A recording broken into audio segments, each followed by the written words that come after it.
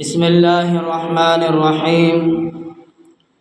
الحمد لله نحمده ونستعينه ونستغفره ونؤمن به ونتوكل عليه ونعوذ بالله من شرور أنفسنا ومن سيئات أعمالنا. من يهدي الله فلا مضل له ومن يضلله فلا هادي له. ونشهد أن لا إله إلا الله وحده لا شريك له. ونشهد أن سيدنا ونبينا ومولانا محمدا عبده ورسوله. فأعوذ بالله من الشيطان الرجيم. بسم الله الرحمن الرحيم. لم يكن الذين كفروا من أهل الكتاب والمشركين منفكين حتى تأتيهم البينة. رسول من الله يتلو صحفا مطهرة فيها كتب قيمة. وما تفرق الذين أوتوا الكتاب إلا من بعد ما جاءتهم البينة. وما أمروا إلا ليعبدوا الله مخلصين له الدين حنفاء ويقيمون الصلاة ويؤتوا الزكاة وذلك دين القيمة. إن الذين كفروا من أهل الكتاب والمشركين في نار جهنم خالدين فيها أولئك هم شر البر. إن الذين آمنوا وعملوا الصالحات أولئك هم الخير البر. جزاهم عند ربهم جنات عدن تجري من تحتها الأنهار خالدين فيها أبدا. رضي الله عنهم ورضوا عنهم ذلك لمن خشي ربه. قال رسول الله صلى الله عليه وسلم: ابو بکر فی الجنات، عمر فی الجنات، عثمان فی الجنات، وعلی فی الجنات، وطلحہ فی الجنات، وزبیر فی الجنات، عبد الرحمن بن عوف فی الجنات، وسعد بن وقاص فی الجنات، وسعید بن زید فی الجنات، وعبید اللہ بن جرح فی الجنات.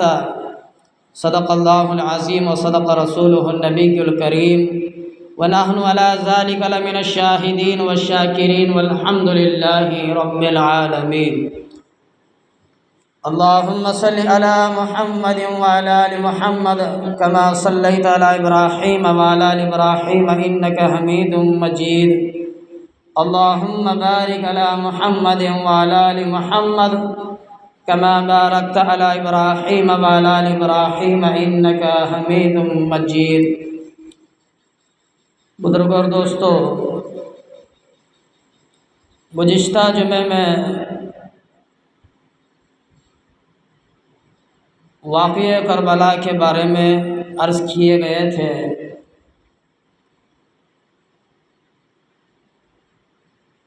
تاریخ میں ایک ایسی شے ہے واقعہ کربلا،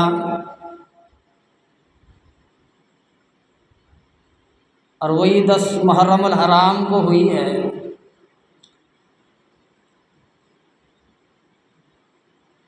اللہ تبارک و تعالیٰ نے جب دنیا کو بنایا تو 10 محرم الحرام کی تاریخ تھی، جمعہ کا دن تھا.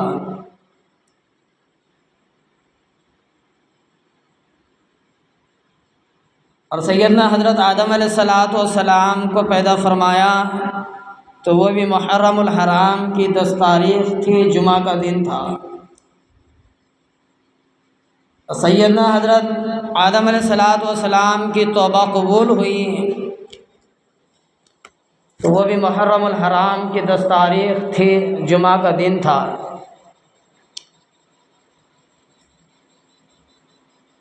بہت سارے واقعات ہیں، بہت ساری ایسی شے ہوئی ہے جمعہ کے اندر محرم الحرام کی 10ویں تاریخ کو، جس کا ہم اندازہ نہیں لگائیں گے.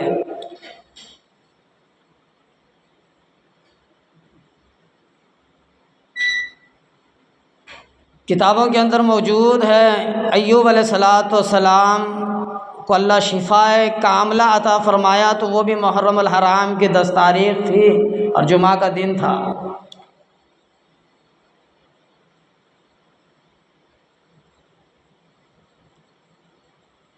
اور یونس علیہ الصلوۃ والسلام کو اللہ تبارک و تعالیٰ نے مچھلی کے پیٹ سے نکالا اور اس کی دعا سنی، تو وہ بھی محرم الحرام کی 10 تاریخ تھی اور جمعہ کا دن تھا۔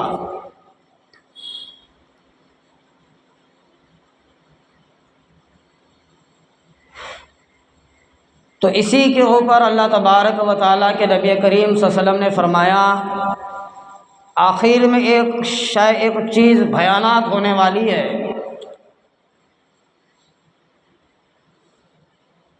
جس کو ہم قیامت کہتے ہیں، جس کو ہم قیامت، نبی کریم صلی اللہ علیہ وسلم نے فرمایا محرم الحرام کی 10ویں تاریخ ہوگی اور جمعہ کا دن ہوگا، اس وقت قیامت برپا ہوگی۔ اب ہمارے سامنے یہ سوال پیدا ہوتا ہے، تو محرم الحرام کی 10ویں تاریخ کو کئی مرتبہ جمعہ آئی، وہ کون سی جمعہ ہوگی، وہ کون سا سال ہوگا، وہ کون سے سال کی محرم کی 10ویں تاریخ ہوگی، اور وہ کیا ہوگا کسی کو پتہ نہیں اس مالک کائنات کے سوا، رب العالمین کے سوا۔ تو آج کا میرا موضوع ہے سیدنا حضرت ابوبکر صدیق رضی اللہ جلیل القدر صحابی ہے۔ ابھی میں نے قرآن پاک کی تلاوت کی ہے، جس کا مفہوم ہے جو لوگ نافرمان، اہل کتاب اور مشرک باز رہنے والے نہ تھے جب تک ان کے پاس کھلی دلیل نہ آتی۔ اہل کتاب والوں کے لیے ہے خدا کے پیغمبر جو پاک اور پاک پڑھتے ہیں، جن میں آیاتیں لکھی ہوتی ہیں، ان کے سامنے اہل بیت، ان کے سامنے جو مشرک ہیں، جو نافرمان ہیں، ان کے پاس جب تک کھلی دلیل نہ آتی اس وقت تک وہ نہیں مانتے۔ اور آگے چل کر کے اللہ تبارک و تعالیٰ اسی کے اندر فرمایا ان الذین آمنوا وعاملوا الصالحات اولئک هم خیر البر، جو لوگ ایمان لائے اور نیک عمل کرتے رہے وہ تمام خلقت سے بہتر ہے، تمام چیزوں سے بہتر ہے، ہر شے سے بہتر ہے، ہر چیز سے بہتر ہے، دنیا کی ہر ایک شے سے بہتر ہے۔ کون؟ ایمان لائے اور نیک اعمال کرتے رہے، تمام شے سے بہتر ہے۔ آگے چل کر کے فرمایا جزاؤہم عند ربہم جنات عدن تجری من تحتہا الانہار خالدین فیہا ابدا، ان کا صلہ ان کے پروردگار کے پاس ہے، ان کا صلہ جو ایمان لائے اور نیک اعمال کرے، ان لوگوں کا صلہ، ان کا اجر اللہ تبارک و تعالیٰ کے یہاں موجود ہے۔ وہ ہمیشہ ہمیشہ رہنے کے باغ ہیں۔ وہ کیا اجر ہے اللہ کے یہاں؟ محلات ہیں، جنت ہے جس کے اندر باغات ہیں، وہ ہمیشہ ہمیشہ رہنے کی جگہ ہے، جن کے نیچے نہریں بہہ رہی ہوں گی، شہد کی ہوں گی، دودھ کی ہوں گی۔ تو اللہ تبارک و تعالیٰ نے فرمایا رضی اللہ عنہم ورضوا عنہم، میں ان سے راضی وہ مجھ سے راضی، میں ان سے راضی وہ مجھ سے راضی، وہ مجھ سے راضی ہو گئے میں بھی ان سے راضی ہو گیا۔ تو اللہ سے دعا ہے کہ اللہ تبارک و تعالیٰ ہمیں بھی ایمان کی توفیق عطا فرمائے، ہمیں بھی ایمان کی دولت سے نوازے، اور ہمیں بھی اللہ تبارک و تعالیٰ کی ذات سے محبت اور اس کے نبی کریم صلی اللہ علیہ وسلم سے محبت، اس کے صحابہ کرام سے محبت اور اس کی اہل بیت سے محبت اور ایمان والوں سے محبت، دین سے محبت، قرآن سے محبت، ایمان سے محبت ہمارے اندر پیدا فرمائے، کیونکہ اس کے بغیر ایمان مکمل نہیں ہے، اس کے بغیر ایمان مکمل ہو ہی نہیں سکتا۔ وہ انسان کامیاب ہے ہی نہیں جو یہ ساری چیزیں اس کے اندر موجود ہے۔ حدیث پاک کا مفہوم ہے، نبی کریم صلی اللہ علیہ وسلم نے فرمایا لوگوں، ساری دنیا، ساری چیزیں، ساری دولت، تیرے ماں باپ، تیری بیوی، تیرے بچے، تیرے خاندان، ساری چیزوں سے زیادہ میں تمہارے سامنے اور اللہ کی ذات بھی آپ کے سامنے محبوب نہ ہو جائے۔ اللہ کی ذات پہلے محبوب ہو اور میں محبوب ہوں، اور میرے اہل بیت بھی تمہارے سامنے محبوب ہو، تم ساروں سے محبت کرو، نشانی ہے۔ تو اس لیے فرمایا، میں نے کہا تھا نبی کریم صلی اللہ علیہ وسلم کا اہل بیت، جو لوگ ان سے کینہ، کپٹ، بغض اور نفرت رکھتا ہے، وہ مجھ سے بھی کینہ، بغض، نفرت اور کپٹ رکھتا ہے، اور اللہ کی ذات سے بھی رکھتا ہے۔ اور جو ان سے محبت نہیں کرتا وہ مجھ سے محبت نہیں کرتا، وہ مجھ سے محبت نہیں کرتا، وہ اللہ کی ذات سے محبت نہیں کرتا۔ جب اللہ کی ذات سے، اللہ تبارک و تعالیٰ سے محبت نہیں ہے تو وہ سمجھ لو اللہ کا نافرمان ہے، وہ مشرک ہو کر کے مرے گا، وہ جہنمی ہے، وہ جہنمی ہے، وہ جہنمی ہے۔ اللہ کے رسول کا نافرمان، اللہ کی ذات کا نافرمان۔ تو آج کا میرا موضوع ہے سیدنا ابوبکر صدیق رضی اللہ عنہ، بڑے جلیل القدر صحابی ہیں۔ نبی کریم صلی اللہ علیہ وسلم نے فرمایا سب سے پہلے ایمان لانے والا میں۔ رسول اللہ صلی اللہ علیہ وسلم نے فرمایا سب سے پہلے ایمان لانے والا میں۔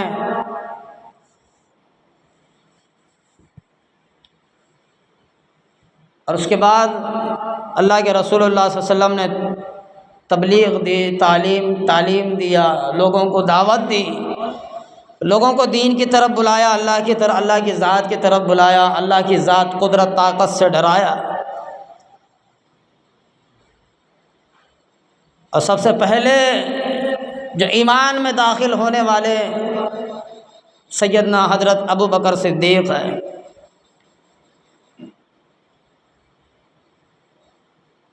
اللہ کا ڈر اتنا، اللہ کا خوف اتنا ابوبکر صدیق کا،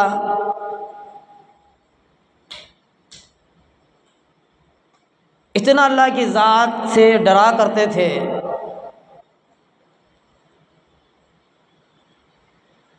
بازار میں نکل جاتے، کہتے کہ کاش میں کوئی جانور ہوتا،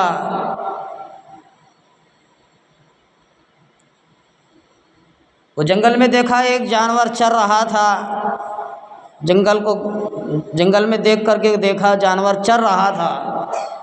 ابوبکر صدیق نے فرمایا کہ ابوبکر کاش تو جانور ہوتا، کل قیامت میں تجھ سے کوئی حساب کتاب نہ ہوتا،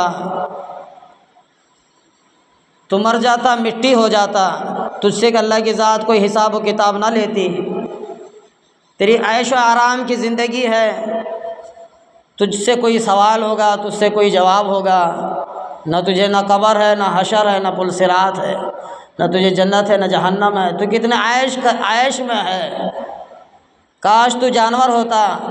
اور فرماتے سیدنا ابوبکر گھاس کو دیکھا، فرماتے کہ تو گھاس ہوتا، کوئی جانور تجھے کھا جاتا، کوئی جانور تجھے کھا جاتا۔ اور سیدنا ابوبکر صدیق نے فرمایا میں مومن کے بدن کا بال ہوتا، میں کوئی مومن کے بدن کا بال ہوتا۔ اتنا ڈر، اتنا خوف اللہ کی ذات سے، قبر کا خوف، حشر کا خوف، پل صراط کا خوف، حساب و کتاب کا ڈر۔ آج ہماری زندگی ہے، نہ ہمیں اللہ کا ڈر ہے، نہ ہمیں اللہ کے عذاب کا ڈر ہے، نہ ہمیں قبر کا ڈر ہے، نہ ہمیں حشر کا ڈر ہے، نہ محشر کا ڈر ہے۔ ہمیں بھی پل صراط پر سے گزرنا ہے، ہمیں بھی قبر میں جانا ہے، ہمیں بھی اللہ کی ذات حساب و کتاب ہمارا لے گی، ہم بھی اللہ کے سامنے کھڑے ہونے ہیں۔ نہ ہمیں کوئی ڈر ہے، نہ خوف ہے، نہ اللہ کے عذاب کا ڈر ہے، نہ اللہ کے قہر کا ڈر ہے، کسی چیز کا ہمیں ڈر و خوف نہیں۔ ہماری زندگی ایسے ہی چل رہی ہے، نہیں، نہ ہمیں کوئی پوچھنے والا ہے، نہ ہمیں کوئی بتانے والا ہے، یہ ہماری منمانی ہے۔ اللہ کے رسول صلی اللہ علیہ وسلم نے فرمایا جو اپنی منمانی دنیا میں کرتا ہے ویسے ہی اس کی زندگی ہوگی کل آخرت کے میدان میں۔ جیسے تو اعمال دنیا میں کرے گا ویسے ہی تیری منمانی آخرت میں ہوگی، کوئی رد و بدل نہیں ہوگا، کوئی تبدیل نہیں ہوگی۔ جیسے تیرے اعمال دنیا کے اندر ہوں گے ویسے ہی آخرت کے اندر ہوں گے۔ تو سیدنا ابو بکر صدیق اللہ کے ڈر، اللہ کے عذاب سے، اللہ کے قہر سے، ساری چیزوں سے اللہ سے ہر وقت ڈرا کرتے تھے، قدم بہ قدم۔ کاش میں گھاس ہوتا کوئی جانور کھا جاتا، کاش میں مومن کے بدن کا بال ہوتا، کاش میں جانور ہوتا۔ ہر وقت اللہ ڈرا کرتے تھے، کس لیے؟ حساب و کتاب کے لیے۔ حساب و کتاب مجھ سے نہ ہوتا، اللہ کی ذات مجھے کھڑا ہی نہیں کرتا، کیونکہ اللہ تبارک و تعالیٰ نے فرمایا سارے جانور مرنے کے بعد مٹی ہوں گے، کل قیامت میں ان سے کوئی حساب و کتاب نہیں ہوگا۔ جتنے زمین پر جانور ہیں یہ سارے کے سارے مرنے کے بعد مٹی ہوں گے، کوئی حساب و کتاب نہیں ہوگا، نہ گھاس سے، نہ جانوروں سے، نہ درختوں سے، نہ پہاڑوں سے۔ ہاں، تو جب اسلام کے اندر داخل ہو گئے، محمد مصطفیٰ صلی اللہ علیہ وسلم کا ساتھ دیے، ابو بکر صدیق رضی اللہ عنہ، اللہ کے رسول کریم صلی اللہ علیہ وسلم نے فرمایا، رسول اللہ صلی اللہ علیہ وسلم کی ذات اقدس نے فرمایا میرے کسی صحابی کو گالی نہ دو، میرے کسی صحابی کو گالی نہ دو، میرے کسی صحابی کو گالی نہ دو۔ آج لوگ صحابہ کرام رضی اللہ عنہ اجمعین کو گالیاں دیتے ہیں، صحابہ کرام رضی اللہ عنہ اجمعین کو گالیاں دیتے ہیں۔ اللہ کے رسول اللہ صلی اللہ علیہ وسلم نے فرمایا کیونکہ تم میں سے احد کے پہاڑ کے برابر بھی اگر سونا تقسیم کرے، احد کے پہاڑ کے برابر بھی سونا تقسیم کرے، تب بھی تم ان کا مقابلہ نہیں کر پاؤ گے، تب بھی تم ان کا مقابلہ نہیں کر پاؤ گے، ایک تنکے کے برابر بھی تم ان کا مقابلہ نہیں کر پاؤ گے، ایک تنکے کے برابر بھی تم ان کا مقابلہ نہیں کر پاؤ گے۔ اللہ کے رسول نے فرمایا کہ میرے صحابہ کو گالی نہ دو، میرے صحابہ کو طعنے نہ دو، میرے صحابہ کو برا بھلا نہ کہو۔ تم میں سے کوئی شخص بھی اگر احد کے پہاڑ کے برابر بھی سونا صدقہ کرے، خیرات کرے، دین میں لگائے، تو تم تنکے کے برابر بھی ان کا مقابلہ نہیں کر پاؤ گے۔ تم کیا جانو میرے صحابہ کی قربانیوں کو، تم کیا جانو میرے صحابہ کی قربانیوں کو، تم کیا جانو میرے صحابہ کی قربانیوں کو، تم کیا جانو میرے صحابہ کی تکلیفوں کو، تم کیا جانو میرے صحابہ کے حالات کو۔ رسول اللہ صلی اللہ علیہ وسلم نے فرمایا میرے صحابہ کو گالی نہ دو۔ حدیث پاک کا مفہوم ہے، نبی کریم صلی اللہ علیہ وسلم نے فرمایا میں آفتاب ہوں، میں آفتاب ہوں، میں آفتاب ہوں، میرے صحابہ ستارے ہیں۔ ہائے اللہ اکبر! آج ہمیں سمجھ کی توفیق عطا فرمائے، اللہ ہمیں سمجھ دے۔ میں آفتاب ہوں، میں آفتاب ہوں، میرے صحابہ ستارے ہیں، میرے صحابہ ستارے ہیں، میرے صحابہ ستارے ہیں۔ جس نے ان کو تکلیف دی، جس نے ان کو تکلیف دی وہ مجھے تکلیف دی۔ کیوں فرمایا؟ آج دیکھ لو آسمان کے اوپر آفتاب ہے، چاند ہے، مثال دی ہے اللہ کے رسول کریم صلی اللہ علیہ وسلم نے، اللہ کے رسول صلی اللہ علیہ وسلم نے مثال دی، صحابہ کرام ستارے ہیں اور میں آفتاب ہوں۔ اس لیے فرمایا کہ آج مثال ہمارے سامنے نظر آتے، ہمارے سامنے موجود ہے کہ آسمان میں رات کے وقت میں آفتاب چاند چمکتا ہے، اور یہ چاند کی روشنی کی وجہ سے سارے ستارے بھی چمکتے ہیں۔ اس لیے مثال دے کر کے فرمایا میں آفتاب ہوں اور میرے صحابہ کرام، میرے جانثار، میرے ماننے والے صحابہ وہ ستارے ہیں۔ ان کو تکلیف نہ دو، ان کو گالی نہ دو، ان کو درد نہ دو، ان کو برا بھلا نہ کہو۔ جو لوگ ان کو برا بھلا کہے گا، جو ان کو تکلیف دے گا، وہ مجھے برا بھلا کہے گا، مجھے تکلیف دے گا۔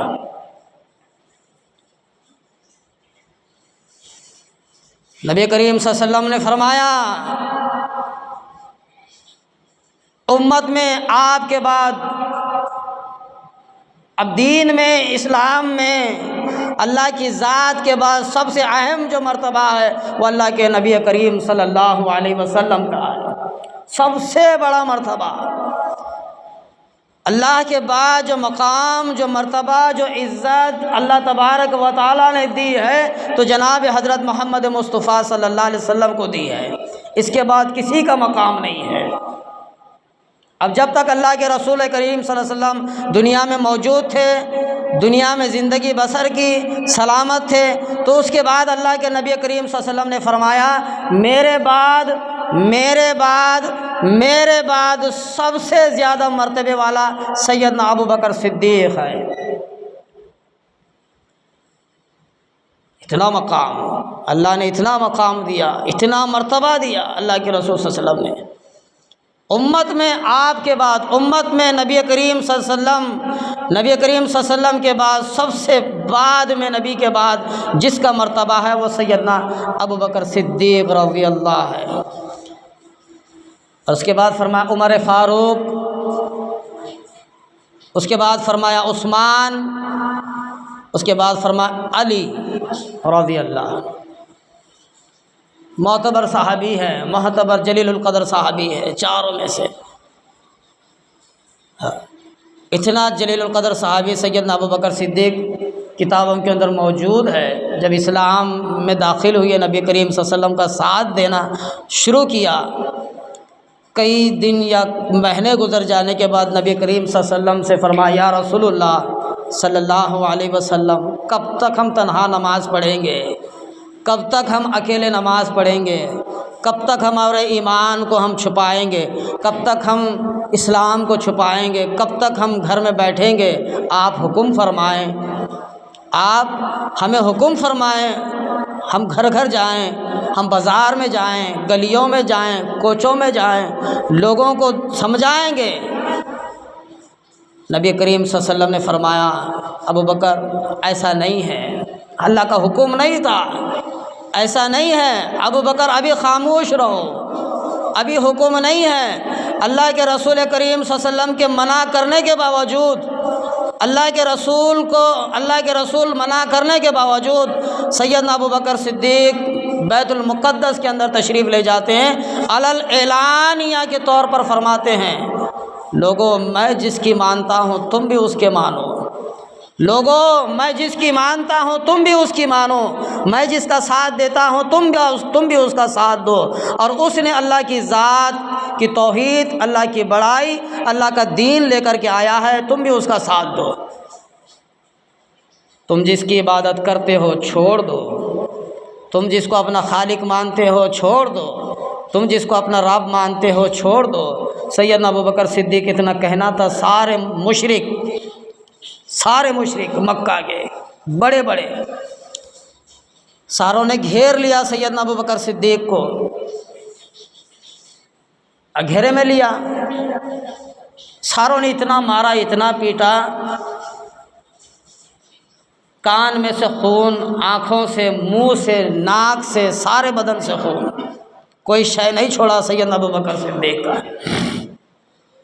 پہلی تبلیغ تھی ابو بکر صدیق کی اسلام میں، سب سے پہلے تبلیغ، سب سے پہلا بیان ابو بکر صدیق کا ہے، سب سے پہلا وار جو کیا ہے تعلیم کا، تبلیغ کا، تو سیدنا ابو بکر صدیق ہے۔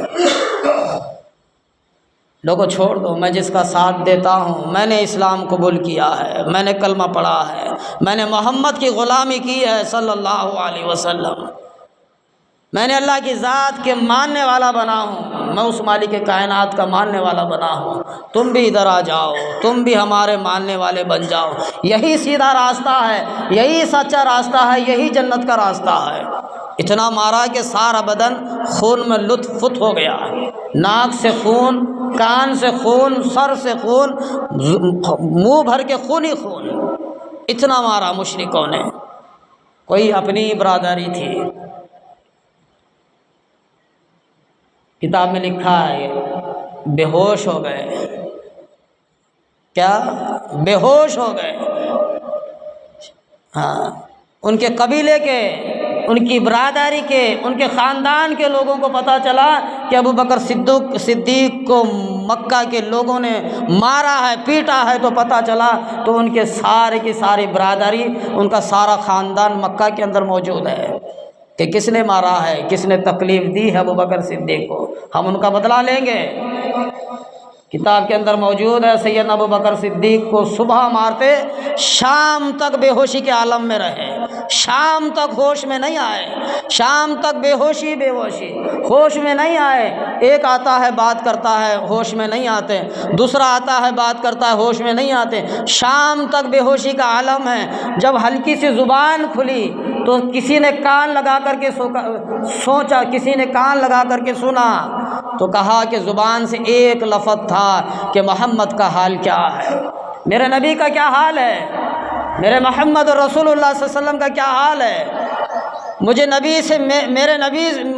میرے نبی سے ملاقات کراؤ، مجھے میرے محبوب سے ملاقات کراؤ، مجھے میرے محمد رسول اللہ سے ملاقات کراؤ۔ اس وقت تک نہ چین لوں گا نہ سکون لوں گا جب تک ان کی زیارت نہیں کروں گا، ایک لقمہ زبان میں نہیں رکھوں گا۔ اتنی محبت، اتنی محبت۔ کسی نے کہا ابو بکر تھوڑا سا پانی تو پی لے، جب تک میرے محبوب کو میں دیکھ نہ لوں، پانی تو کیا دیکھنے کے لیے گوارا نہیں ہے، مجھے ان سے ملاؤ، ان کی زیارت کراؤ۔ اللہ کے رسول کریم صلی اللہ علیہ وسلم نے فرمایا ابو بکر تجھ پر قربان جاؤں، اللہ کے رسول نے فرمایا تجھ پر میں قربان جاؤں۔ رسول اللہ صلی اللہ علیہ وسلم سے ابو بکر صدیق نے فرمایا یا رسول اللہ میرے ماں باپ آپ پر قربان ہو، میرے ماں باپ آپ پر قربان ہو۔ ہر صحابہ کرام نے وقت جب بھی آتا اللہ کے رسول صلی اللہ علیہ وسلم نے فرمایا لوگوں آ جاؤ، ایمان کے خاطر، دین کے خاطر، کلمے کے خاطر آؤ، اپنا مال لاؤ، اپنی جان لاؤ۔ سب سے پہلے سیدنا ابو بکر صدیق کھڑے ہوتے، سب سے پہلے ابو بکر صدیق کھڑے ہوتے۔ ہمارا کیا حال ہے، ہمارا کیا حال ہے؟ ہم دنیا کے اوپر لوٹانا سیکھے ہیں، ہر ایک کے اوپر ہم نے خرچ کرنا سیکھے ہیں، ہم نے تعلیم تربیت دی ہے۔ یہ سارا کا سارا مال جب ہم اللہ کی راہ میں لگائیں گے، یہ آج کی کمائی نہیں ہے میرے بھائی، یہ کل قیامت کے وقت کی کمائی ہے۔ میں 1 روپیہ بھی اللہ کی راہ میں لگاؤں تو کل اللہ کی ذات میرا بھلا کرے گی۔ میں 1 روپیہ بھی اگر اللہ کی راہ میں لگاؤں کل میرا بھلا ہوگا، میرا بھلا ہوگا۔ سیدنا ابو بکر صدیق سب سے پہلے کھڑے ہوتے تھے۔ نبی کریم صلی اللہ علیہ وسلم نے حکم دیا آؤ اللہ کی راہ میں، اپنا مال لاؤ، اپنی جان لاؤ۔ کتاب کے اندر موجود ہے، سارے صحابہ کرام تشریف لائے، سیدنا ابو بکر صدیق نے تھوڑا سا دیر لگا دی۔ فرمایا ابو بکر کس لیے دیری ہوئی، کیوں دیری ہوئی، کیا ماجرا ہے؟ ابو بکر صدیق نے فرمایا یا رسول اللہ میرے ماں باپ آپ پر قربان ہو جائے، میں نے جگہ جگہ ہاتھ لگا کر کے گھر میں دیکھا ہے، کوئی چیز گھر میں چھوٹی تو نہیں، کوئی شے گھر میں چھوٹی تو نہیں۔ اللہ کا حکم ہے دین کے خاطر، نبی کا حکم ہے دین کے خاطر، اپنا مال اپنی جان لانے کے لیے جب اللہ کا حکم آیا ہو، جب رسول نے حکم دیا ہو اور میں نہ آؤں، میں نے گھر میں ہاتھ لگا کر کے دیکھا ہے، کوئی شاید کوئی چیز چھوٹ نہ جائے، اس لیے دیری ہوئی ہے۔ پوچھا کہ ابو بکر صدیق سے کیا ہے ابو بکر صدیق تو نے کیا لایا ہے دین کے خاطر، میں نے حکم دیا ہے تجھے، تو نے کیا لایا ہے میرے خاطر، اسلام کے لیے تو نے کیا لایا ہے؟ ابو بکر صدیق نے فرمایا کہ یا رسول اللہ صلی اللہ علیہ وسلم ساری چیزیں لایا ہوں، یہاں تک کہ گھر کی جھاڑو بھی میں نے لایا ہے، یہاں تک کہ گھر کی جھاڑو بھی میں نے لائی ہے۔ ابو بکر صدیق سے فرمایا ابو بکر گھر میں کیا چھوڑا ہے، گھر کے اندر کیا چھوڑا ہے، گھر میں کس چیز کو چھوڑا ہے؟ ابو بکر صدیق نے فرمایا یا رسول اللہ صلی اللہ علیہ وسلم اللہ کا نام اور آپ کا نام چھوڑ کر کے آیا ہے، اللہ کا نام ہے اور بس تیرا نام ہے، یہی 2 شے چھوڑ کر کے آیا ہوں۔ رسول اللہ صلی اللہ علیہ وسلم نے فرمایا ابو بکر میں تجھ سے راضی ہوں، ابو بکر میں تجھ سے راضی ہوں، کتنی بڑی قربانی، ہر وقت ابو بکر صدیق نبی کریم صلی اللہ علیہ وسلم کا ساتھ دیا۔ ابو بکر ہر وقت اللہ کے نبی کریم صلی اللہ علیہ وسلم کا ساتھ دیا، ہر وقت دین کے اوپر جان نچھاور کرتے تھے، دین کے خاطر جان کو نچھاور کرتے تھے۔ نبی کا حکم ہوتا تو پہلے ابو بکر صدیق ہوتے تھے، پہلے سیدنا ابو بکر صدیق۔ ہم دیکھ لو ہمارا کیا حال ہے، ہم پیچھے، دین کا نام لیا جائے ہم پیچھے، تبلیغ کا نام لیا جائے ہم پیچھے، قرآن کا نام لیا جائے ہم پیچھے، مساجد کا نام لیا جائے ہم پیچھے، ہر چیز میں دین میں اوپر سے لے کے نیچے تک ہم زیرو ہیں، زیرو۔ بڑی قربانیوں سے دین ہم تک پہنچا ہے، بڑی مار کھانے کے بعد دین ہم تک پہنچا ہے، بڑی مصیبتوں سے دین ہم تک پہنچا ہے، بڑی تکلیفوں سے دین ہم تک پہنچا ہے۔ یہ کہنا یہ سننا آسان ہے، جب انسان کو کاٹا چبھتا ہے تو پتہ چلتا ہے کہ درد کس کو ہوتا ہے۔ ہر وقت سیدنا ابو بکر صدیق پہلے حاضر ہوتے تھے۔ اسی کے اندر تاریخ میں لکھا ہے، سیدنا عمر فاروق سے فرمایا، عمر تو کیا لایا ہے؟ انشاءاللہ ان کے بارے میں، یہ دوسرے خلیفہ ہیں، محمد صلی اللہ علیہ وسلم کے بعد رخصت ہونے کے بعد سب سے پہلے خلیفہ سیدنا ابو بکر صدیق ہے، اور دوسرے خلیفہ عمر ہے، تیسرے عثمان ہے۔ تو انشاءاللہ آئندہ آنے والے جمعے میں عمر فاروق کے بارے میں تذکرہ ہوگا۔ ابھی تو سیدنا ابو بکر ہے پہلے خلیفہ۔ عمر سے پوچھا، عمر تو کیا لایا ہے دین کے لیے؟ یا رسول اللہ میں آدھا لے کر کے آیا ہوں، آدھا گھر میں چھوڑ کر کے آیا ہوں، آدھا لایا ہوں آدھا چھوڑ کر کے آیا ہوں۔ ابو بکر فرمایا کہ یا رسول اللہ میں نے سارا لایا ہے، یہاں تک کہ گھر کی جھاڑو بھی دین کے لیے دیا ہے، دین کے لیے گھر کی جھاڑو بھی لایا ہے، کچھ نہیں چھوڑا، سارا جھاڑ کر کے جھاڑو بھی ساتھ میں لایا ہے، بس تیرا نام گھر میں ہے، تیرا نام گھر میں ہے۔ ابو بکر میں اللہ کے رسول نے فرمایا تجھ سے راضی ہو، رضی اللہ عنہم ورضوا عنہم۔ قرآن مجید کے اندر ہے، سورۃ البیان آخری آیات ہے، رضی اللہ عنہم ورضوا عنہم۔ اے نبی کہو کہ میں ان سے راضی ہوں، اے نبی کہو کہ میں ان سے راضی ہوں، میں ان سے راضی ہوا، وہ مجھ سے راضی ہو۔ اللہ کی ذات ہم سے بھی راضی ہو، اللہ کی ذات کو بھی ہم راضی کرنا ہے، اللہ کی ذات کو منوانا ہے، جیسے ہم معصوم بچے کو مناتے ہیں، جیسے ایک بیگم کو مناتے ہیں، اپنی بیوی اپنی پتنی کو مناتے ہیں، ہم نے دوست کو مناتے ہیں، اپنے بھائی کو مناتے ہیں، اپنے گھر پریوار خاندان کو ہم منواتے ہیں، جو ہم سے روٹھ جاتا ہے ہم ان کو مناتے ہیں۔ اللہ کے رسول صلی اللہ علیہ وسلم نے فرمایا اللہ کی ذات کو بھی منوانا ہے، اللہ کی ذات کو بھی راضی کرنی ہے۔ اللہ کی ذات کب ہم سے راضی ہوگی؟ اللہ کی ذات کب ہم سے راضی ہوگی؟ اللہ کی ذات ہم سے کب راضی ہوگی؟ نبی کریم صلی اللہ علیہ وسلم نے اللہ کی ذات خود قرآن مجید میں فرماتے، سورۃ النبا کے اندر اسی میں فرمایا تم ایمان میں پورے کے پورے داخل ہو جاؤ،